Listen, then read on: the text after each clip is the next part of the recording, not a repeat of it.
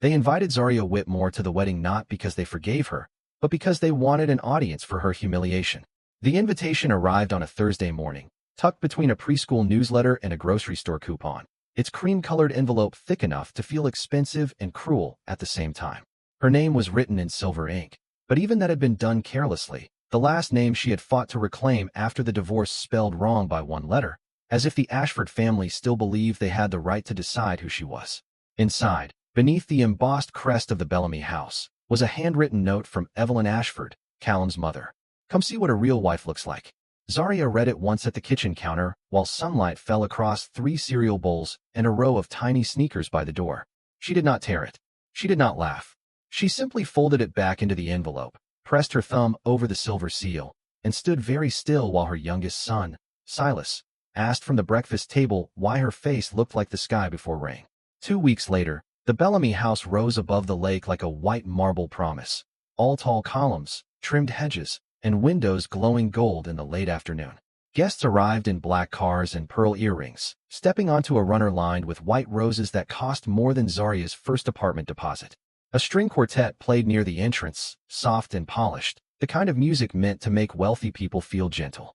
Zaria stepped out of her rideshare in a simple black dress that fell just below her knees, a low bun at the nape of her neck, small pearl earrings catching the light when she turned her head.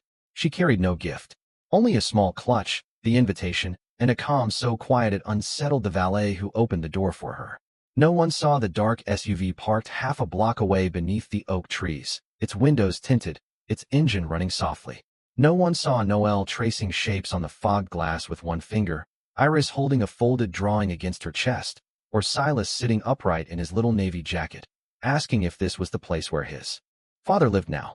Zaria had told them to wait until she came back for them, not because she was ashamed of them. Never that. She wanted to see the room first. She wanted to know how sharp the knives were before she let her children walk into it. At the entrance, a young usher checked the guest list and hesitated when he reached her name. His eyes flicked up, then down again, recognizing the word ex-wife before he recognized the woman. "Ms. Whitmore," he said, trying to sound neutral. "The family table is expecting you." Of course they were. Evelyn Ashford had arranged everything. The Bellamy ballroom opened like a jewelry box, filled with white orchids, champagne towers, crystal chandeliers, and the cold laughter of people who believed manners could disguise malice. At the far end, Callum stood beside Brielle Voss, his bride-to-be, handsome in a tailored tuxedo, his blonde hair brushed back, his smile practiced and expensive. Zaria had seen that smile before, years ago, when it was tired and real, when they had eaten takeout on the floor of a one-bedroom apartment and counted quarters for laundry. Now it belonged to a man surrounded by people who had taught him that silence was easier than courage. Evelyn saw Zaria first. She glided across the room in pale blue silk, a diamond brooch pinned near her heart like something that had never been used. "Zaria," she said warmly, too warmly, and the nearby conversation softened on purpose. "How gracious of you to come. It takes strength to watch someone move on." A few guests turned their heads. One woman lifted her champagne glass to hide a smile. Brielle approached next, luminous in a fitted white gown, her hand resting lightly on Callum's arm. "I hope today gives you closure," she said, her voice sweet enough to pass as kindness if no one listened closely. Zaria looked at her, then at Callum. He heard it. She knew he heard it. His jaw tightened for half a second, but he said nothing. That was the old wound, sharper than the words themselves. Evelyn could insult. Brielle could pretend. The guest could whisper. But Callum's silence had always been the room where Zaria was left alone. She placed the invitation on the reception table, smoothing one corner with her fingertips. "Closure," she said softly, almost to herself. "That's an interesting word." Then, from somewhere beyond the side doors, a small voice called, clear enough to cut through the violins. "Mom." The room did not stop all at once. It changed in layers. First the nearest guests turned. Then the quartet missed a note. Then Callum's eyes lifted toward the sound, and the color began to leave his face before he even understood why. Zaria closed her eyes for one breath, opened them again, and turned toward the door where the first crack in the Ashford family's perfect wedding had just appeared. For one suspended second, Zaria thought of turning around and walking back into the hallway before anyone could see the child who had called for her. Not because she was afraid for herself. That kind of fear had burned out of her years ago, somewhere between overdue bills, hospital bracelets, and the quiet exhaustion of answering 3 hungry cries before sunrise. But children deserve gentleness. Children deserve doors that opened without whispers behind them. Then Iris stepped through the side entrance, small and careful in her ivory cardigan, her braids tied with navy ribbons, her wide gray eyes searching the ballroom until they found Zarya. The resemblance landed before the explanation did. It moved across the room like a chill beneath expensive silk. One of Callum's aunts lowered her glass. A groomsman stopped laughing in the middle of a sentence. The old family attorney near the bar leaned forward as if his eyesight had failed him. Iris was not loud. She was not dramatic.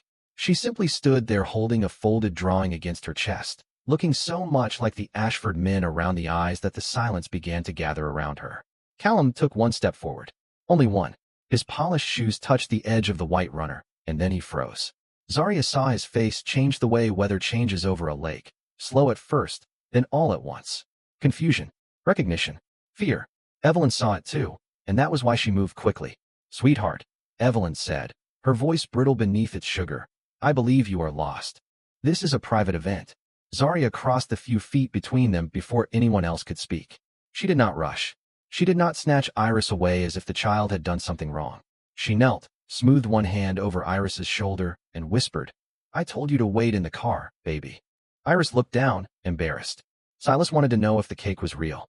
Noelle said I should ask you. A few people nearby heard every word. Brielle's smile had gone stiff, trapped in place like a photograph left in the sun. She looked from the child to Zarya, then to Callum, searching for a harmless answer and finding none. "Zarya," Callum said at last, but her name sounded unfamiliar in his mouth, like something he had not earned the right to say. Zarya stood with Iris's hand inside hers. She could feel the small fingers trembling, so she rubbed her thumb across them once, a quiet promise. "She is not lost," Zarya said. The words were gentle, but they reached the nearest tables. Evelyn's eyes narrowed. "Then perhaps you should explain why you brought a child to a wedding that clearly stated adults only." Zarya looked at the white flowers, the gold-rimmed plates, the smiling photographs of Callum and Brielle projected on a screen near the dance floor. She remembered another table, years before, where she had sat across from Evelyn while Callum pretended not to hear his mother explain that some women were suitable for love, but not for legacy. She remembered Callum staring into his coffee, silent, while Zarya's engagement ring felt suddenly heavy on her finger.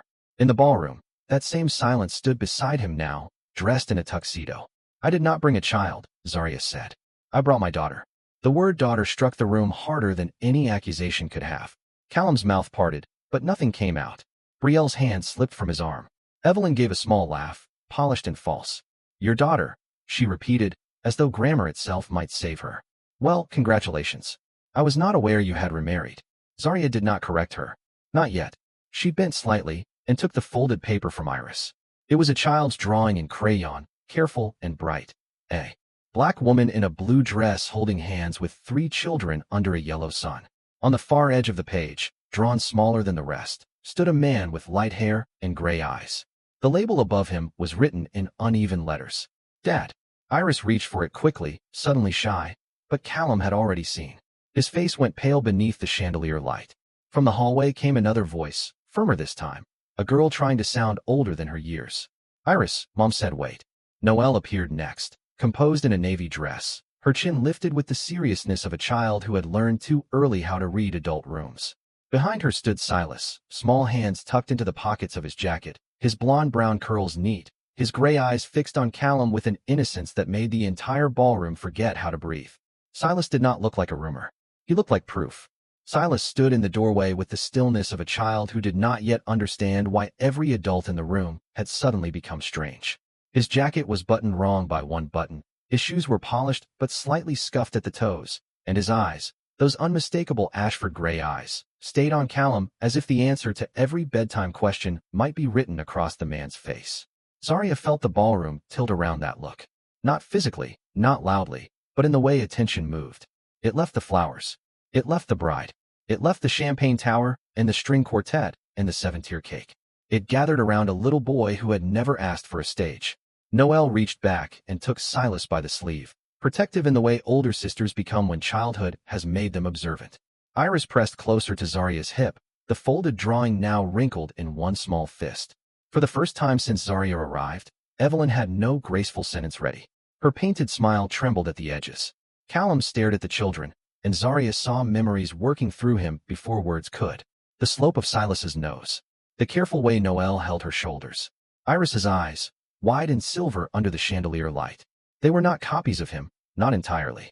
They were Zaria's, too, in the skin warmed by her own deep brown, in the steady gaze she had taught them, in the quiet discipline of children raised by a mother who never had enough hours but always made enough love. Brielle looked at Callum with a slow, dawning horror. "Do you know them?" she asked. It was not loud, but it carried. Callum swallowed.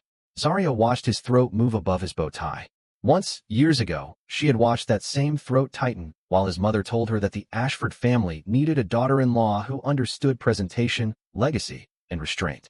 Zaria had been standing in Evelyn's sunroom that day with flour on her sleeve from baking Callum's birthday cake, wearing a $10 drugstore lipstick, and the hope of a woman still trying to be accepted by people determined to misunderstand her. Callum had touched her hand under the table afterward and whispered that his mother did not mean it that way. He had always translated cruelty into something softer, as long as he was not the one bleeding from it. Now there was no softer word for what stood before him. Evelyn recovered first, because women like Evelyn often mistook speed for control. "This is inappropriate," she said, turning toward the nearby guests with a small laugh. "Clearly there has been some confusion, and Miss Whitmore has chosen an unfortunate moment to create it."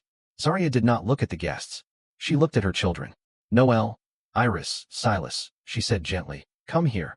They obeyed at once, crossing the marble floor in a small line. Their footsteps were almost silent, but to Callum they seemed to echo. When Silas reached Zaria, he did not hide behind her. He looked up and asked, with the plain honesty only a child can carry, "Is that him?" Noelle whispered, "Silas." But the question had already opened itself in the room. Zaria placed a hand on his shoulder. She did not answer immediately. She let Callum hear the space where a father's voice should have been. Brielle pulled her hand from Callum's arm completely, her engagement ring flashing once beneath the chandelier. "Callum," she said, and this time her voice was thinner. "Answer me." Callum blinked as though waking from a life he had arranged too neatly. "Zaria," he said again, quieter now, "why would you bring them here?" The question moved through the room, and something inside Zaria went colder than anger. She had imagined many things he might say. Who are they? How old are they? Are they mine? But not that. Not why would you bring them here? As if the injury were their arrival and not his absence. Zaria smiled then, just barely, a calm expression that did not reach her eyes. "Because your mother invited me," she said. Evelyn's face tightened. Zaria opened her clutch and removed the cream envelope, holding it between two fingers. "She asked me to come see what a real wife looks like." A murmur passed through the guests, softer than scandal, but heavier than gossip. Evelyn lifted her chin. "That note was private." "No," Zaria said. "It was cruel. There is a difference." The quartet had stopped playing entirely now. In the sudden quiet, Noelle stepped forward and unfolded the drawing Iris had carried. She did not show it to the crowd. She held it toward Callum. "We just wanted to know if you knew about us," she said. Callum looked at the crayon family, at the small figure labeled Dad, and all the elegance in the room could not cover the emptiness of his answer. Outside the tall windows, the lake reflected the wedding lights in broken gold lines, beautiful from far away, shattered up close. The question stayed in the ballroom after Noelle asked it, hovering between the chandeliers and the white roses, too innocent to be accused and too honest to be ignored. "We just wanted to know if you knew about us." Zaria heard the way the guests absorbed those words, not as gossip anymore, but as something heavier. A child had not come to perform. A child had come looking for a missing piece of her own reflection. Callum stared at the drawing as though the paper weighed 100 pounds. His hands, so steady when he signed contracts and posed for engagement photographs, now looked useless at his sides. Zaria watched him and felt no triumph. Triumph was too small for this moment. She had carried these children through fevers, first steps, lost teeth, parent-teacher nights, and birthday candles. Bought in packs from the grocery store. She had learned how to buckle 3 car seats in the rain, how to stretch one paycheck across 30 days, how to smile in front of teachers when emergency contact forms asked for a father's number she could not write. None of that was victory. It was survival with lipstick on. For a moment, the ballroom dissolved, and she was back in a small apartment 8 miles outside Charleston, standing barefoot on cold linoleum at 2 in the morning while 3 newborns cried in different pitches. The heat had gone out that winter night, and she had wrapped them in clean towels warmed from the dryer, whispering their names like prayers. Noelle first, because she had opened her eyes before the others. Iris second, because her tiny fingers curled around Zaria's thumb and would not let go. Silas last, because he had been quiet until the nurse placed him against Zaria's chest, And then he had made one soft sound that broke her heart open and filled it at the same time. There had been no Ashford waiting room full of flowers. No Callum pacing the hall. No Evelyn announcing airs with champagne. Just Zarya, a tired nurse with kind eyes, and 3 hospital bracelets too small to contain the life they named. She remembered the divorce papers arriving before the babies did, Callum's signature already dry, Evelyn's lawyer phrasing abandonment as mutual separation, the family home sold as if Zarya had never planted rosemary near the kitchen window. She had almost called him the day the doctor confirmed 3 heartbeats. Her finger had hovered over his name until she pictured his mother answering first, her voice smooth and cold, asking what Zarya wanted this time. So Zarya had put the phone down, not because Callum deserved ignorance, but because she had been young, frightened, and tired of begging a man to stand where love should have placed him willingly. In those years, she built a life out of corners. A corner desk at a budget hotel where she worked overnight audits while the babies slept in a borrowed triple stroller behind the counter. A corner table at community college where she studied hospitality finance with formula stains on her sleeve. A corner of the laundromat where she folded tiny onesies and read management textbooks under fluorescent lights. Every promotion came quietly. Every certificate was framed cheaply. Every morning she returned home before sunrise, kissed 3 sleeping foreheads, and told herself that dignity did not need applause. Back in the Bellamy house, under flowers Evelyn had chosen to look pure, Zarya saw Callum finally lower his eyes from the drawing to the children. "I did not know," he whispered. The words reached her like something left too long in the cold. Zarya did not flinch. She did not raise her voice. She only slid the cream invitation back into her clutch and looked at him with the calm of all the years he had missed. "No," she said softly. "You did not ask." Evelyn stepped forward, her diamond brooch flashing under the lights. "Callum does not have to explain himself in the middle of his wedding." Zarya turned to her then, slow and composed. "You are right," she said. "He does not have to explain himself to me." Her hand rested gently on Silas's shoulder.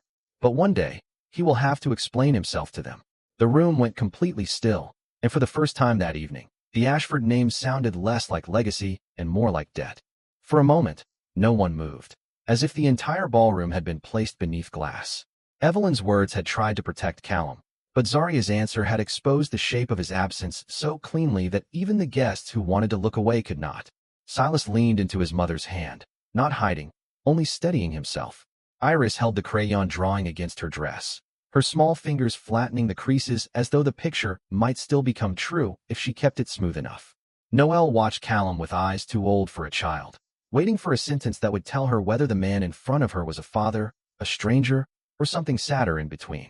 Brielle stepped back from Callum, the hem of her white gown whispering over the marble. She was not cruel now.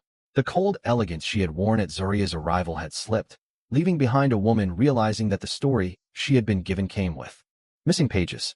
"You told me the marriage ended because she wanted more than you could give," Brielle said. Her voice did not shake, but it had thinned into something breakable. "You told me there were no children."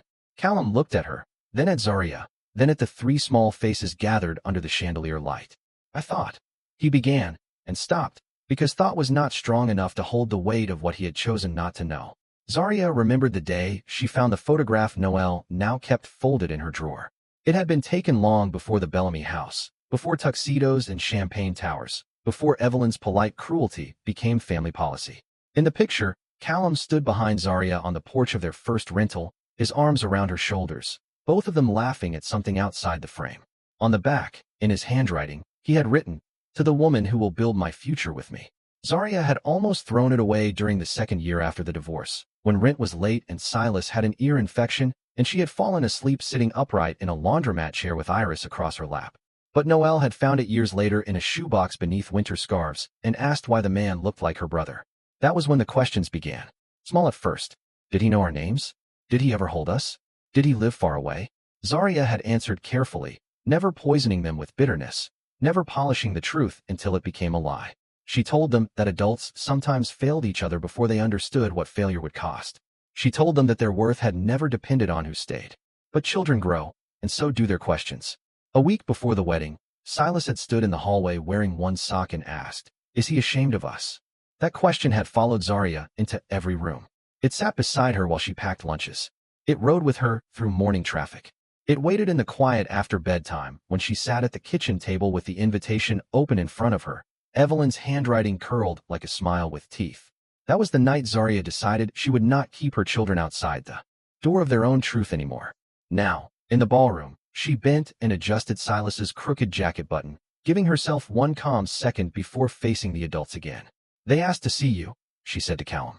Not the house. Not the wedding. You. The simplicity of it was worse than accusation. Callum's face tightened, and for the first time all evening, shame reached him before pride could block it. Evelyn took another step forward, lowering her voice as if volume could restore control. This is neither the time nor the place. Zarya looked around at the white orchids, the gold chairs, the guests pretending not to listen while hearing everything. You chose the time, she said softly. You sent the invitation. You wrote the note. You made sure I would be seated where everyone could see me. Evelyn's lips pressed together. The lie of hospitality had nowhere left to stand. Noelle reached into the small navy purse hanging from her shoulder and took out the old photograph. She held it carefully, not toward the guests, but toward Callum. Mom never said bad things about you, she said. She just said you made choices before you knew us. Callum stared at the photograph, and the man in it looked back at him from another life. Younger, poorer, gentler, holding a woman he had promised to protect, and then left alone to become stronger without him. Brielle saw the picture too. Slowly, she removed her hand from the bouquet she had been gripping and let the flowers lower to her side. The wedding planner near the entrance touched her earpiece, but said nothing. The quartet remained silent. Outside, the dark SUV waited beneath the oak trees, but Zarya no longer needed to retreat to it. Her children were beside her now, standing in the light, and the room that had been prepared to shame her had become the room where the truth learned to breathe. The silence after Noelle's words did not feel empty. It felt crowded with everything the Ashford family had refused to name. Zarya could see it moving from face to face, from the old family friends who remembered her standing beside Callum during the lean years, to the cousins who had once accepted her holiday pies while whispering about whether she belonged at their table. The ballroom had not changed. The orchids were still white. The champagne still rose in fragile bubbles inside tall glasses. The lake outside still held the reflection of the Bellamy house in broken streaks of gold. But the room no longer belonged to Evelyn. That was the first thing Zarya noticed. Control had slipped from the older woman's hands so quietly that only the absence of obedience revealed it. No one laughed when Evelyn gave another small, polished breath meant to sound amused. No one followed when she tried to smile. Brielle stood apart from Callum now, her bouquet lowered, the lace at her sleeve trembling slightly with the movement of her fingers. She looked at Zarya not as an enemy, but as a woman suddenly aware that she had been dressed beautifully for a story someone else had edited. How old are they? Brielle asked. The question was soft, but it landed with more dignity than anything Callum had said. Zarya turned to her. 7. Brielle closed her eyes for one brief second. 7 years was long enough for first words, training wheels, school pictures, lost teeth, favorite pancakes, emergency room visits for fevers that turned out fine, and birthdays where one parent sang loud enough for two. 7 years was not an accident. It was a lifetime measured in missed mornings. Callum's face tightened at the number. 7. He repeated, as if saying it might make it smaller. Silas looked up at him. We had a dinosaur cake last year, he said, because children offer facts when adults make pain too complicated. Mom made the volcano with red frosting. Something in the room softened then, not toward Callum, but toward the child who had carried his father's face into a wedding and still spoke about cake. Zarya rested her hand on Silas's back. She remembered that birthday clearly. The apartment had smelled like sugar and cocoa powder. The volcano had leaned to one side, and Iris had declared it perfect because real mountains were not supposed to look like store windows. Noelle had arranged paper plates in a circle, serious as a hostess. Silas had blown out his candles and wished, quietly, for a dad who knew his name. Zarya had heard him anyway. Evelyn's voice cut through the memory. This is emotional manipulation, she said, no longer sweet enough to fool anyone close by. Children should not be brought into adult matters. Zarya looked at her, and the room seemed to lean closer. They were brought into adult matters before they were born, she said. I am only making sure they are no longer hidden inside them. Evelyn's mouth opened, then closed. Callum looked toward his mother, the old reflex still alive in him, seeking direction from the person who had always made cruelty sound like family protection. But Evelyn could not save him from 3 children standing in the light. Noelle still held the photograph. She lowered it slowly and tucked it back into her purse with careful hands. We do not want your wedding, she said to Callum. We just wanted the truth. That sentence broke something more final than a shout could have. Brielle turned fully toward Callum. Did you ever look for her? She asked. Callum's eyes flicked to Zarya, and in that glance was the confession before the words. He had looked online once, perhaps twice. He had heard from someone that she moved south. He had let distance become permission. He had let pride become memory. He had let his mother's certainty become his own convenience. I thought she wanted to disappear, he said. Zarya almost smiled, but there was no humor in it. I wanted peace, she said. That is not the same thing. From the entrance of the ballroom, a man in a dark suit approached with measured steps. He did not interrupt with drama. He simply stopped beside the wedding planner and waited until Zarya saw him. Marcus Hale, her attorney, gave a small nod, the kind exchanged between people who had prepared for difficult rooms. Beside him stood the general manager of the Bellamy house, her name tag shining under the chandelier. Evelyn noticed them and frowned, sensing a shift she could not yet identify. Zarya did not move toward them. She only adjusted Iris's navy ribbon and whispered, "Stay with Noel." Then she straightened, calm as the first moment she had entered. The truth had arrived through her children. The next truth would arrive through paper, signatures, and the part of her life the Ashfords had never bothered to imagine.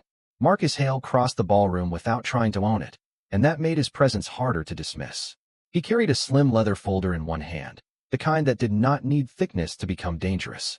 Beside him, the general manager of the Bellamy house moved with the practiced calm of a woman trained to solve problems before guests noticed them, but every guest noticed her now. Evelyn noticed most of all. Her eyes moved from Marcus to the manager, then to Zarya, and for the first time that evening, uncertainty passed across her face without permission. "Who are these people?" Evelyn asked, still speaking as though the room worked for her. The manager stopped a respectful distance from Zarya and inclined her head. "Ms. Whitmore, I am sorry to interrupt. The board chair is waiting in the private conference room whenever you are ready." The words did not rise above a professional tone, but they traveled through the ballroom like a match struck in the dark. "Ms. Whitmore, board chair, private conference room." Evelyn blinked once, then again.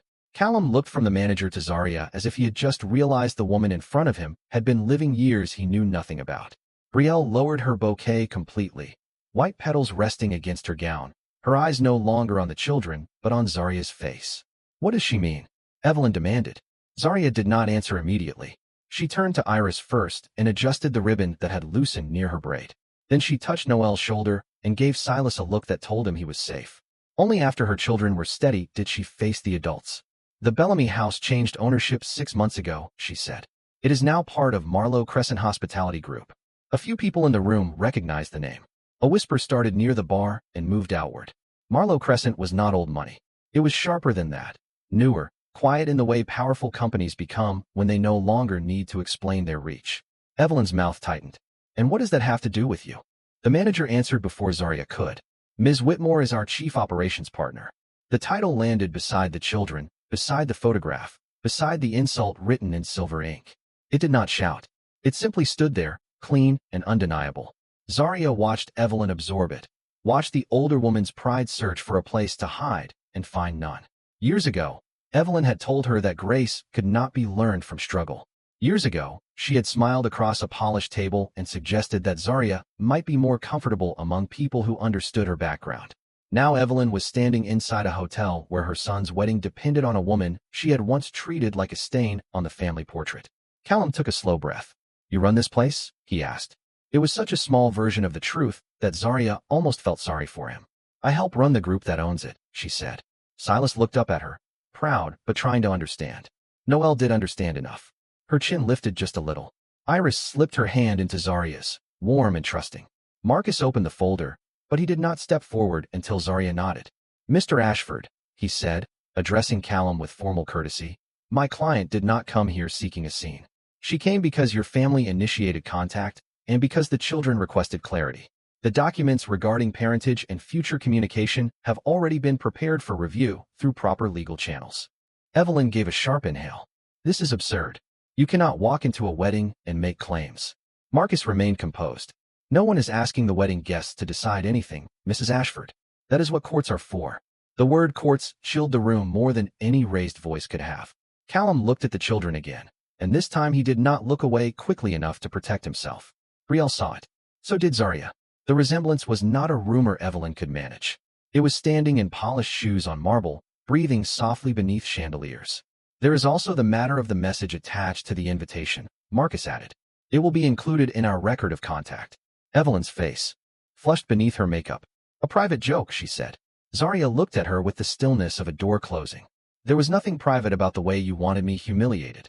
Around them, the perfect wedding had begun to come apart without a single broken glass. Guests lowered their eyes. The wedding planner stopped whispering into her headset. The champagne tower remained untouched, glittering like a monument to confidence that had expired. Brielle slowly turned to Callum. "I need the truth before I walk down that aisle," she said. Callum's lips parted, but all the easy answers had already deserted him. Zarya gathered her children closer, not as shields, but as the only people in the room who mattered more than reputation. Brielle's request for the truth did what Evelyn's commands could not. It made Callum stand alone. For years, he had moved through rooms protected by his last name, his mother's confidence, and the polite assumption that a man in a good suit must have a reasonable explanation. But beneath the chandeliers of the Bellamy house, with 3 children watching him and his bride waiting for an answer, Callum discovered that silence had a shape. It looked like Noelle's careful eyes. It looked like Iris's folded drawing. It looked like Silas, standing straight in his navy jacket, still hoping the man across from him might become less distant if someone asked the right question. Callum rubbed one hand over his mouth, then lowered it. "I did not know about them," he said. "Not exactly." Brielle's face changed. "Not exactly" was a phrase built for hiding. Zarya did not speak. Marcus did not open the folder. Evelyn looked relieved for half a heartbeat, until Callum turned toward her. "But I knew Zarya tried to reach me after the divorce." The ballroom seemed to inhale. Evelyn's eyes sharpened. "Callum." His name from her mouth was a warning wrapped in velvet. But this time, he did not obey quickly enough. "There were calls," he said, staring at the marble floor as though the truth had been written there all along. "Messages. I saw some of them months later. Mother told me Zarya was being dramatic, that she wanted money, that if I answered, she would never let me move forward." Zarya felt Iris's hand tighten around hers. The words did not surprise her, but hearing them placed in public still touched an old bruise. She remembered those calls. One from the clinic parking lot after the first ultrasound. One from her kitchen after the landlord raised the rent.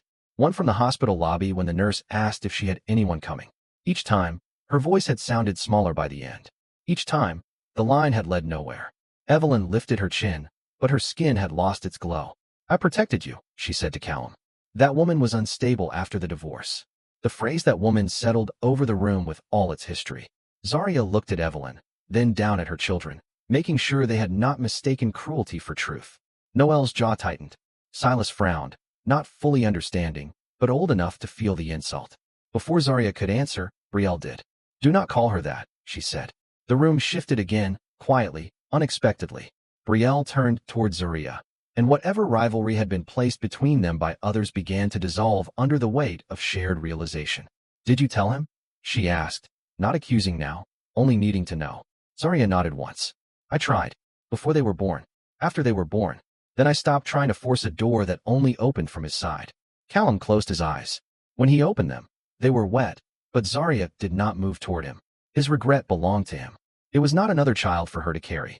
Marcus finally opened the folder and removed a clean stack of papers. The documents include birth certificates, records of attempted contact, and a legal request for structured communication, support review, and parentage confirmation through the court. He held them toward Callum, not as theater, but as procedure. Callum accepted them with both hands. The paper trembled slightly. Evelyn stepped closer. "Do not sign anything." Noelle looked up at Callum. "Are you going to listen to her again?" It was not rude. It was worse. It was honest. Callum stared at his daughter, and the words seemed to arrive inside him too late and too large. Brielle slowly slipped the engagement ring from her finger. She did not throw it. She did not make a scene. She placed it on the nearest table beside an untouched glass of champagne. The small sound of metal touching linen ended the wedding more completely than any announcement could have. "I cannot marry a man who needs an audience to tell the truth," she said. Evelyn turned pale. The wedding planner covered her mouth. Guests lowered their eyes as if privacy had finally become respectful. Zarya bent to Silas, buttoned his jacket correctly, and whispered, "You did nothing wrong." He nodded, but his eyes stayed on Callum. "Does he know our names now?" Zarya looked at Callum, who stood with the papers in his hands, the bride gone from his side, his mother's control cracking behind him, and 3 lives waiting in front of him that he could no longer pretend were distant. "He is learning," she said softly, and somehow, that was kinder than he deserved. The engagement ring rested on the linen like a small, cold moon, bright enough to be noticed and quiet enough to end everything. No one announced that the wedding was over. No one needed to. Brielle walked past the floral arch with her bouquet lowered at her side, and the guests parted for her with the awkward tenderness people show when elegance has become grief. Callum remained near the center of the ballroom, holding the papers Marcus had given him, his tuxedo perfect, his life suddenly not. Evelyn stood behind him, one hand pressed near her diamond brooch, looking around for someone to rescue the Ashford name from the truth. But the room that had once obeyed her now offered only lowered eyes and careful silence. Zaria gathered Iris's drawing, Noel's purse, and Silas's small hand. She did not look victorious. She looked tired in the way only strong women are tired after holding themselves together for too many years. Marcus stepped aside to let her pass. The general manager gave her a respectful nod, not the kind offered to a guest, but the kind given to someone who had earned her place through hours no one clapped for. As Zaria crossed the marble floor, the hem of her black dress moved softly around her knees.